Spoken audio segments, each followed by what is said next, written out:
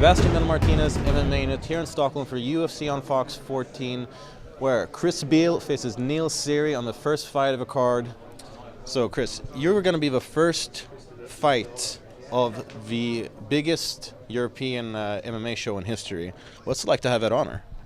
It's great. I was the first fight in Baltimore. I set it off over there, so hopefully I'll do the same thing over here. Yeah, and your past two fights in the UFC, very successful, but a bit different. Your first fight ended reasonably early in the second round by a devastating knockout. The second one against Tateki Matsuda, was a long three-round fight where, he just ate everything you had to give him. Do you feel that those two different types of fights sort of give you the necessary experience?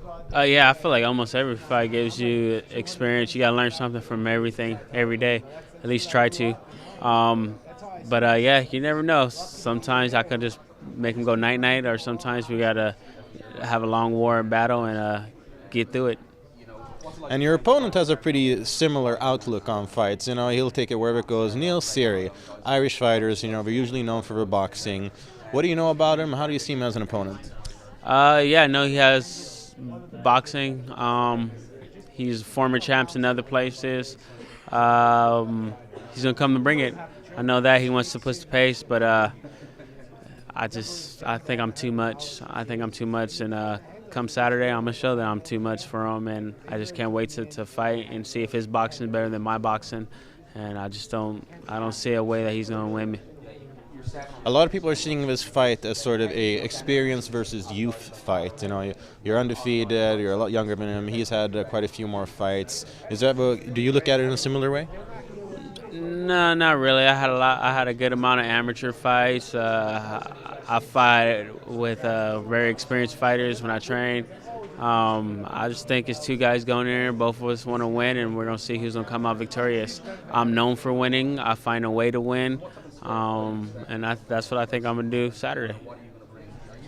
And you obviously had a stint in The Ultimate Fighter before you made your UFC debut. Unfortunately, you didn't make your way to the finals, but do you see the whole experience of being on The Ultimate Fighter as sort of like very beneficial for kind of easing your way into the UFC?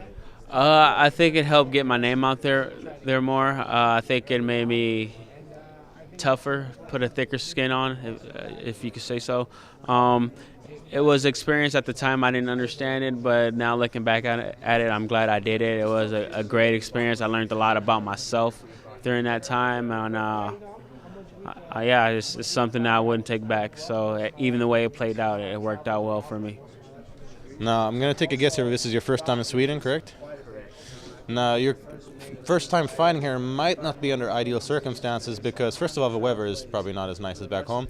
Secondly, time zones. You're coming from the American time zone, you're coming here, now you're adjusting to a Swedish time zone, but then you're going to be fighting on a card that's sort of aimed at and broadcasted for an American audience. How do you feel about sort of, the switch in time zones? So far, so good. I wake up when I wake up, and I sleep when I sleep. I'm not really trying to adjust to anything, but I'm a fighter. This is what I do, and we can fight anywhere, anytime, anybody. It doesn't matter. So, yeah, the time difference is not really affecting me too much right now, so I'm just excited to fight. And so what message do you have for the fans to make sure that they're going to be there for the first fight of the evening? If you miss my first fight of the evening, you miss. Come on, it was kind of a big deal. I think me and Neil are going to bring it. It's going to be an awesome fight. You won't be disappointed. He's going to throw hands. I'm going to throw hands. And we're going to make it amazing. So be there or be square.